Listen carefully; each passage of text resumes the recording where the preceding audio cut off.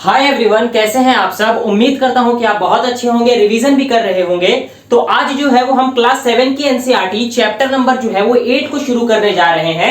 और इस चैप्टर में जो है वो हम डिटेल एनालिसिस करेंगे कि पादप में जो है वो जनन किस तरीके से होता है, यानी कि रिप्रोडक्शन इन प्लांट के बारे में हम पढ़ेंगे। तो चलिए आइए इस चैप्टर को बिना टाइम वेस्ट किए जो है वो शुरू करते हैं। और इसमें सबसे पहले जो है वो हम रिप्रोडक्शन यानी कि जनन का जो है वो एक डेफिनेशन समझते हैं कि जनन आखिरकार होता क्या है। तो production of new individual from parents, यानी कि माता पिता से संतान का जनन कहलाता है। यानी कि जैसे कि क्या बोल रहा है, प्रोडक्शन ऑफ न्यू इंडिविजुअल, किसी भी न्यू इंडिविजुअल को प्रोडक्ट करना फ्रॉम द पेरेंट्स, उसको जो है वो हम जनन कहते हैं। ठीक है, यानी कि रिप्रोडक्शन कहते हैं। अच्छा, रिप्रोडक्शन जो है वो भी हम प्लांट की बात कर रहे हैं। तो इसमें प्लांट की पार्ट की अगर बात करते हैं तो इसमें दो तरीके के पार्ट होते हैं। एक तो होता है वेजिटेटिव पार्ट जिसे हम खाते हैं, और दूसरा इसमें होता है रिप्रोडक्टिव पार्ट, यानी कि एक होता है कायिकी अंग और दूसरा होता है जनन अंग। अब क्या अंतर है कायिकी अंग और जनन अंग में, तो उसमें समझते हैं। देखिए कायिकी अंग में क्या होता है, इसमें रूट यानी कि जड़ होता है, स्टेम यानी कि तना होता है, लीफ यानी कि पत्ते होते हैं। ये तीनों चीज से मिलके जो है वो प्लांट का यानी कि पादप का जो है वो वेजिटेटिव पार्ट बनता है। ठीक है, और उसी तरीके से अगर हम जनन अंग की बात करते हैं तो इसमें जो है वो फ्लावर जो है वो इसका जनन अंग है। अच्छा, फ्लावर में भी जो जनन अंग होता है उसमें तीन प्रकार के होते हैं। एक होता है नर जनन अंग, एक होता है मादा जनन अंग, या फिर ये दोनों हो सकते हैं। तो प्लांट के अंदर ऐसा बाइफर्केशन है कि सिर्फ और सिर्फ मेल भी हो सकता है, सिर्फ फीमेल भी हो सकता है, ये दोनों एक ही पादप पे हो सकते हैं। तो उम्मीद करता हूं कि ये पार्ट्स ऑफ प्लांट का जो है वो ये वाला टाइप जो है वो आपको समझ में आ गया होगा। क्योंकि अभी जैसे रिप्रोडक्शन, तो अभी रिप्रोडक्शन की बात करेंगे, लेकिन पहले हम लोग प्लांट को जो है उसको दो पार्ट में जो है बाइफर्केट कर लिए। अच्छा, इसमें देखिए क्या कहा गया है कि कायिकी अंग से हमें फल और फूल प्राप्त होता है। यानी कि ये जो रूट स्टेम लीव, ये जो कायिकी अंग है, यहां से हमें क्या क्या प्राप्त होता है, तो फल और फूल प्राप्त होता है कायिकी अंग से। तो ये ठीक है। ठीक है, उसके बाद अब आगे की तरफ चलते हैं, जनन की विधियां यानी कि मोड ऑफ रिप्रोडक्शन। हम लोग ने पार्ट्स ऑफ प्लांट देख लिया, अब बात करते हैं जनन की विधि। तो याद रख लेंगे कि पादप में जो है वो दो तरीके के जनन विधि होती है।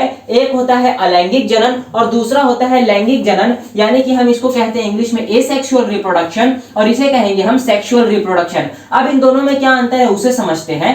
एसेक्सुअल रिप्रोडक्शन में क्या होगा कि पादप बिना बीज द्वारा नए पादप को उत्पन्न कर सकता है, उसको जो है वो हम अलैंगिक जनन की कैटेगरी में लाकर रख देंगे। ठीक है, उसी का ठीक विपरीत नया पादप बीज से प्राप्त होता है। तो बात यह है कि लैंगिक जनन जो सेक्सुअल रिप्रोडक्शन होता है प्लांट में, तो वो जो है वो नया पादप का फॉर्मेशन करता है बीज के थ्रू, यानी कि सीड के थ्रू। अगर सीड के थ्रू अगर नया प्लांट का जो है वो अगर फॉर्मेशन होगा तो वो सेक्सुअल रिप्रोडक्शन होगा, लेकिन अगर बीज से नहीं होता है तो उसे जो है वो हम कहते हैं एसेक्सुअल यानी कि अलैंगिक जनन। तो उम्मीद करता हूं कि ये वाला पोर्शन आपको समझ में आ गया होगा। अच्छा, इसमें एक दूसरे तरीके का भी एक जनन होता है जिसे हम कहते हैं वेजिटेटिव प्रोपोगेशन यानी कि काई परिवर्धन। ठीक है, काय परिवर्धन। इसमें ये देखिए, ये एक टाइप का जो है वो अलैंगिक जनन ही है। इसमें क्या होता है कि पादप में मूल यानी कि जो जड़ होते हैं, जो तना यानी कि स्टेम होता है, पत्ती लीव्स होता है या कली जो बर्ड्स कहते हैं, जैसे किसी अंग द्वारा नया पादप जो है वो प्राप्त होता है तो उसे जो है वो हम वेजिटेटिव प्रोपोगेशन कहते हैं। अच्छा, वेजिटेटिव प्रोपोगेशन में क्या है कि बहुत कम समय में जो है वो हमें नया प्लांट जो है वो प्राप्त हो जाता है। ठीक है, अच्छा उसके बाद बात करते हैं कि ये जो न्यू प्लांट जो हमें प्राप्त होगा, जो ये न्यू प्लांट जो हमें प्राप्त होता है वो कॉपीड होता है पेरेंट्स का, यानी कि जिस तरीके का जो प्लांट उसके पेरेंट्स होंगे उसी तरीके का वो सेम दिखेगा, और उसमें जो है वो जेनेटिकल आइडेंटिटी भी सेम होती है और दिखने में भी सेम होता है। इसलिए यहाँ पर क्लोन वर्ड का भी इस्तेमाल करेंगे कि जो प्लांट का जो पेरेंट्स का जो है वो क्लोन होता है। ठीक है, तो आपको ये समझ में आ गया कि लैंगिक जनन होता है, अलैंगिक जनन होता है, लैंगिक जनन होता है, और इसमें वेजिटेटिव प्रोपोगेशन होता है। वेजिटेटिव प्रोपोगेशन में रूट स्टेम लीफ और बर्ड्स के द्वारा जो है वो नया पादप जब आ जाता है तो उसे हम वेजिटेटिव प्रोपोगेशन की कैटेगरी में लाकर रख देते हैं। यहाँ पर जो है वो समय जो है वो कम लगता है, और यहाँ पर जो न्यू प्लांट होगा वो बिल्कुल क्लोन होगा अपने पेरेंट्स के। ठीक है, अब इसमें हम बात करते हैं, देखिए इसमें जो है वो अब हम सेक्सुअल यानी कि अलैंगिक जनन की बात करते हैं, जिसमें हमें तीन विधि बताई गई है। सबसे पहला होता है बडिंग यानी कि मुकुलन, दूसरा होता है खंडन यानी कि फ्रेगमेंटेशन, और तीसरा होता है हमारे पास बीजाणु निर्माण यानी कि स्पोर फॉर्मेशन। तो आइए इस तीनों टॉपिक को समझते हैं। तो सबसे अब इसमें हम बात करते हैं बडिंग के बारे में। बडिंग यानी कि मुकुलन। अब याद रख लेंगे कि बडिंग जो है वो यीस्ट जैसे ऑर्गेनिज्म में होता है और यीस्ट जो है वो एक सिंगल सेल्ड ऑर्गेनिज्म है, यानी कि एक कोशिकी जीव है। तो अगर पर्याप्त पोषण उपलब्ध होता है तो कुछ समय में जो है वो ये वृद्धि यानी कि ग्रोथ करना जो है वो शुरू कर देता है यीस्ट। अच्छा, ये किस तरीके से करता है उसका जो है वो एक बार डायग्राम के थ्रू समझते हैं। देखिए, ये एक यीस्ट का सेल है।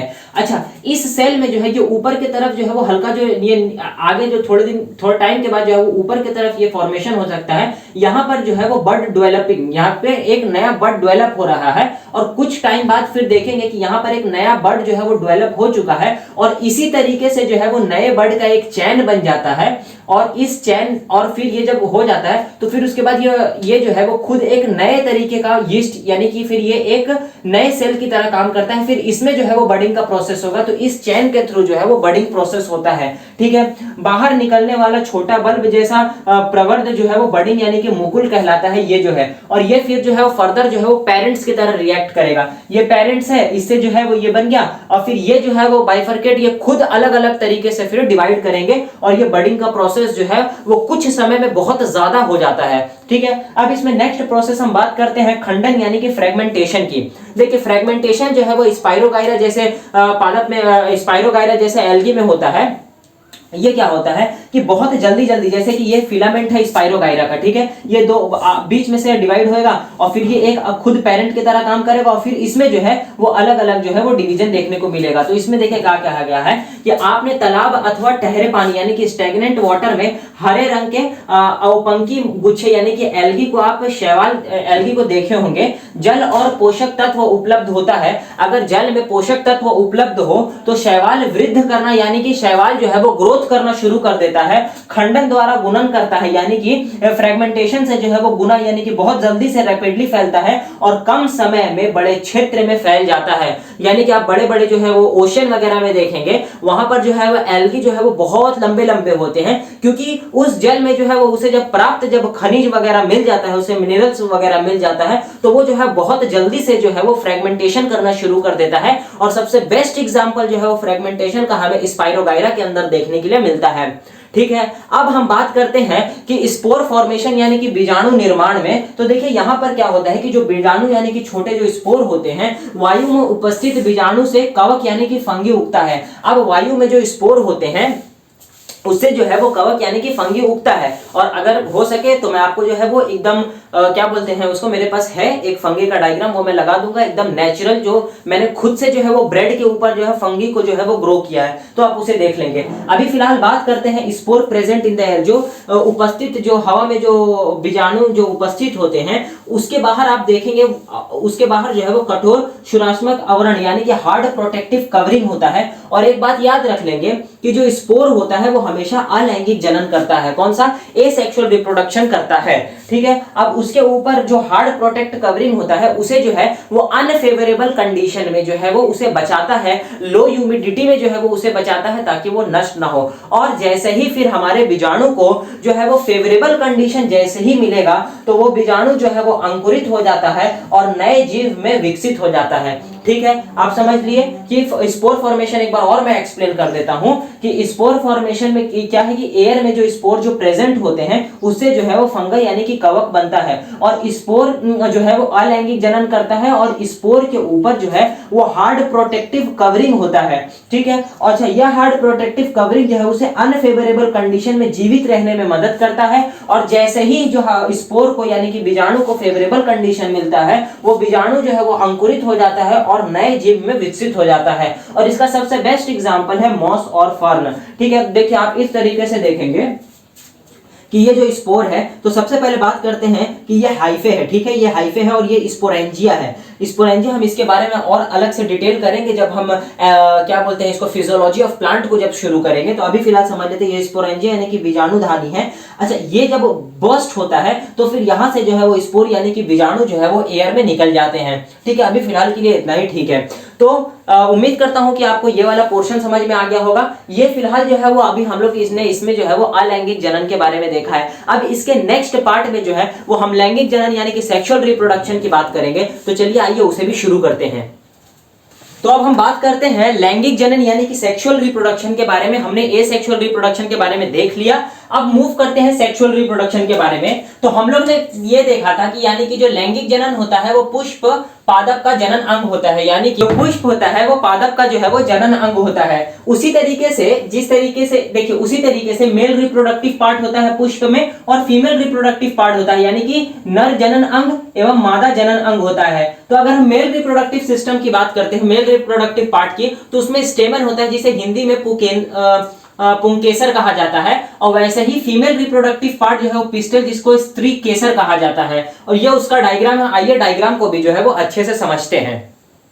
तो इसमें देखेंगे स्टेमन के पास जो है वो दो चीज होता है, एक होता है एंथर और एक होता है फिलामेंट होता है, ठीक है। एंथर को हिंदी में परागकोश कहते हैं और फिलामेंट को जो है वो तंतु कहते हैं। अब इस परागकोश यानी कि एंथर में जो है वो प्राकण यानी कि पोलन ग्रेन्स होते हैं जो मेल गैमेट को बनाते हैं। याद रख लेंगे, ये जो एंथर जो होता है, परागकोश होता है, इसमें क्या होता है, प्राकण यानी कि पोलन ग्रेन्स होते हैं जो हम नर युग्मक को जो है वो बनाते हैं, ठीक है। उसी तरीके से फीमेल में है, फीमेल में पिस्टल यानी कि स्त्री केसर में देखते हैं तो इसमें जो है वो स्टाइल होता है, स्टिग्मा होता है, स्टाइल होता है और ओवेरी होता है। और ओवरी के अंदर जो है वो बीजांड यानी कि ओव्यूल्स होता है, और स्टिग्मा को जो है वर्तिकाग्र कहते हैं, स्टाइल को वर्तिका कहते हैं, और ओवेरी को अंडाशय कहते हैं, और ओव्यूल को बीजांड कहते हैं, ठीक है।